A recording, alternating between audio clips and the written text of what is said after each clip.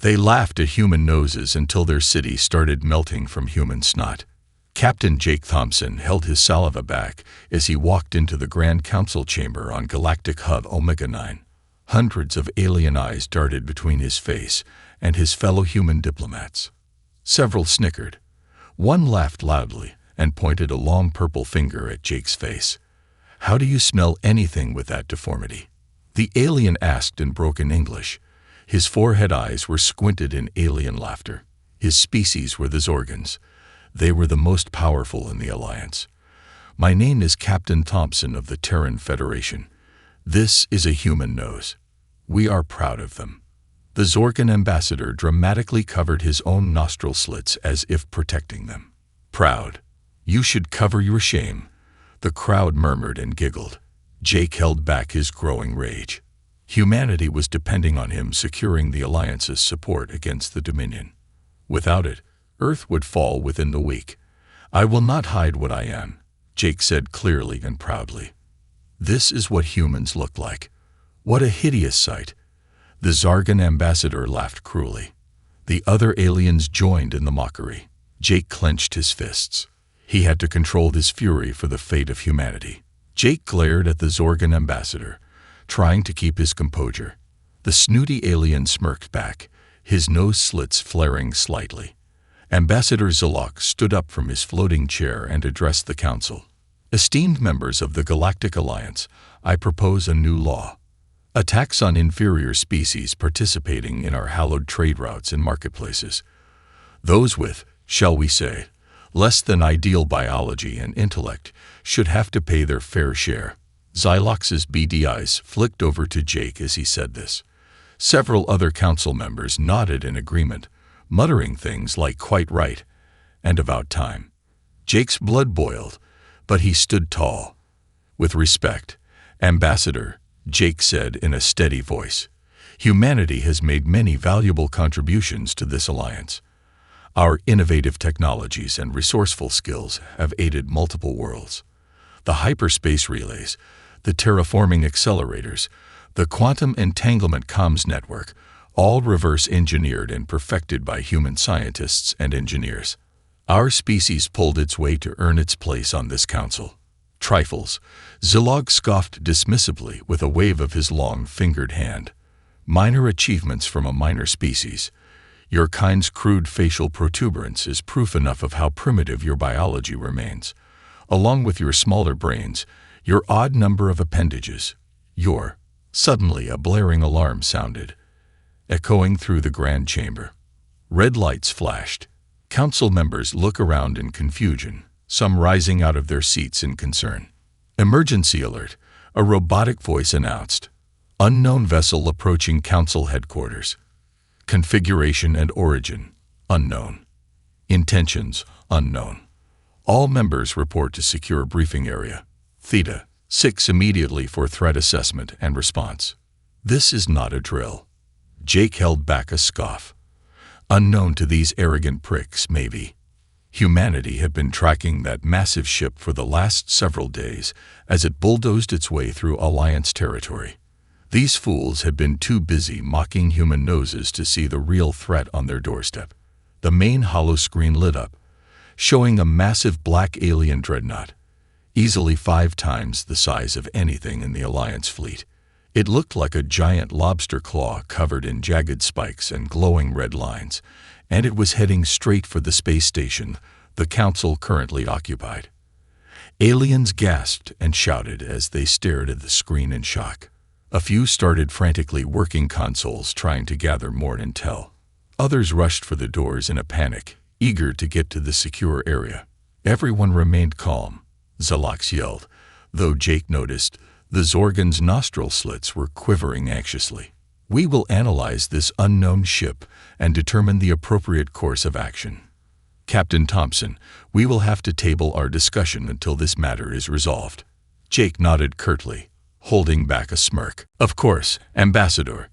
I'll be happy to continue our talk once this crisis has passed. For now, my crew and I are at your disposal to help however we can." He gestured to his fellow humans, and they followed him out of the council chambers. Jake allowed himself a small smile now that the snobby aliens couldn't see. This was humanity's chance to show the Alliance what they were really made of. To prove their worth through actions, not words.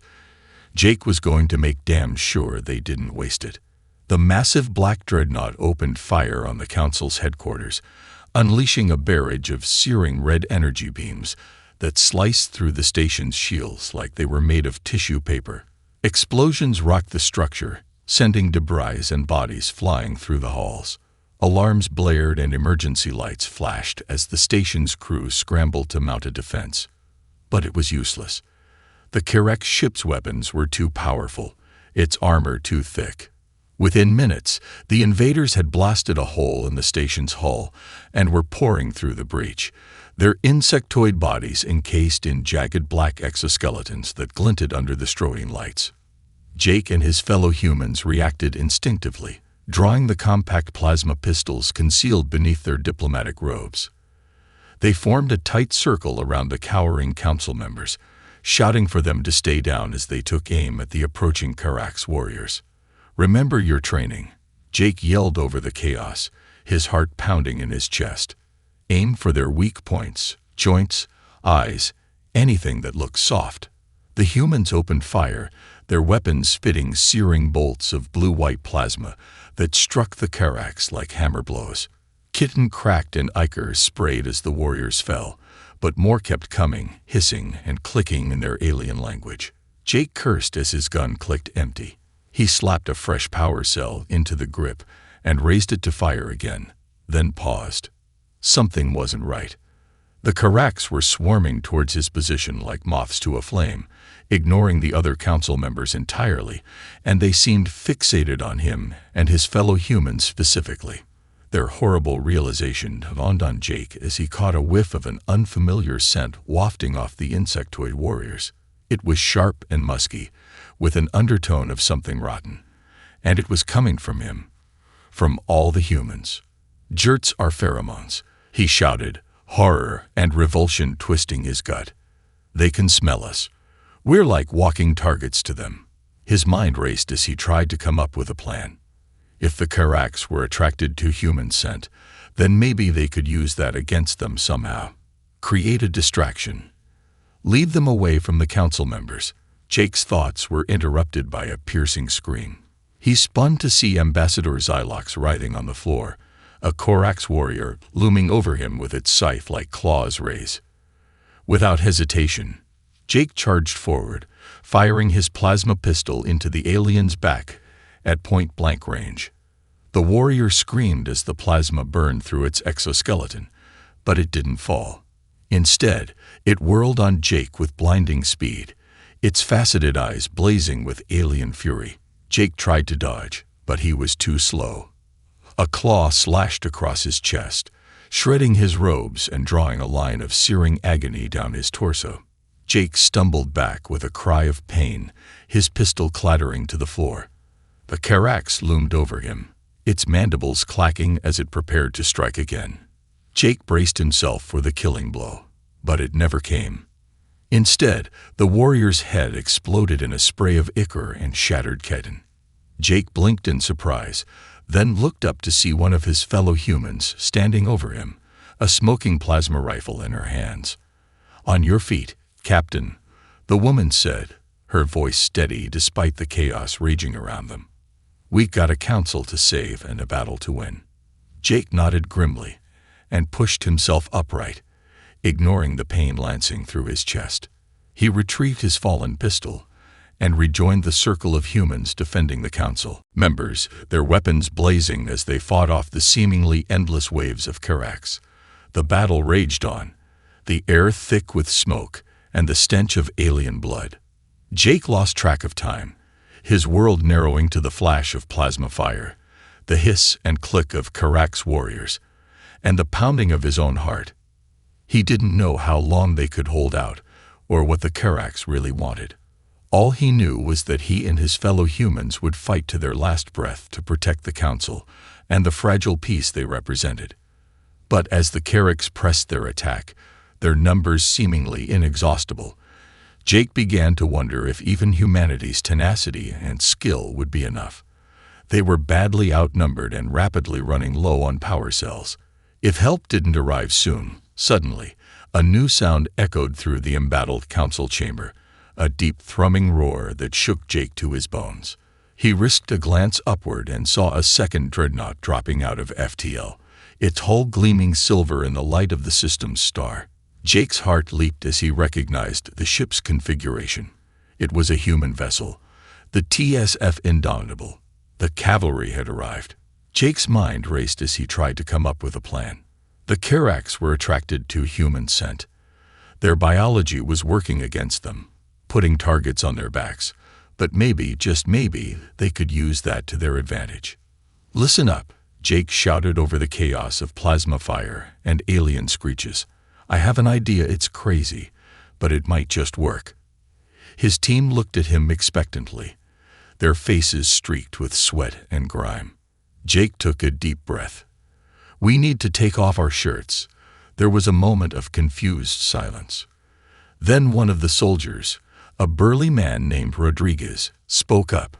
"Sir, with all due respect, what the hell are you talking about?"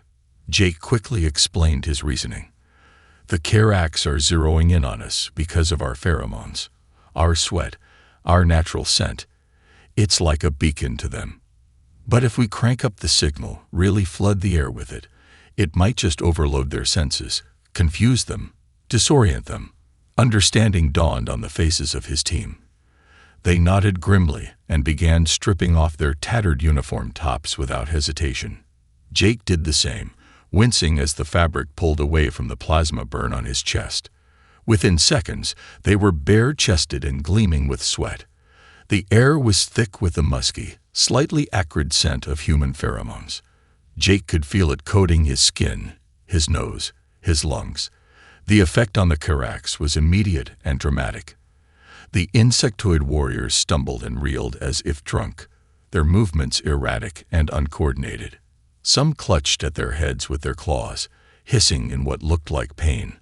Others simply stood frozen, their antennae twitching spasmodically. "It's working," Rodriguez crowed. "They don't know which way is up." Jake allowed himself a fierce grin. "All right, people, let's take these bugs down." Charge. The humans surged forward as one, a wall of slick pheromone-drenched skin and blazing plasma rifles. They crashed into the disoriented Karax like a tidal wave, blasting and battering them back. The aliens tried to fight back, but their attacks were clumsy and uncoordinated. They swiped at empty air, fired at shadows. Some even attacked each other in their confusion. Jake was a whirlwind of sweat and plasma fire, his bare skin glistening under the strobing emergency lights. He could feel the Kurex's dizziness and panic as if it were his own, transmitted through the haze of pheromones saturating the air. Step by step, meter by hard-won meter, the humans pushed the invaders back towards the jagged hole they'd blown in the council chamber's wall. Karax ichor painted the floors in slippery blue smears, shattered bits of alien exoskeleton crunched underfoot. Finally, as Jake and his team pressed the assault, the Karax line broke. The warriors scrambled frantically for their exit, clambering over each other in their desperation to escape the miasma of human musk. "Keep pushing," Jake roared, his throat raw from shouting and pheromone exposure. "Drive them back to their ship." The humans harried the fleeing aliens through the station's corridors, their skin slick with sweat and their rifles spitting plumes of white-hot plasma. The cloying scent of human pheromones followed them like an oppressive cloud, keeping the Karax off balance and demoralized. By the time they reached the docking bay where the Karax ship was anchored, the aliens were in full rout.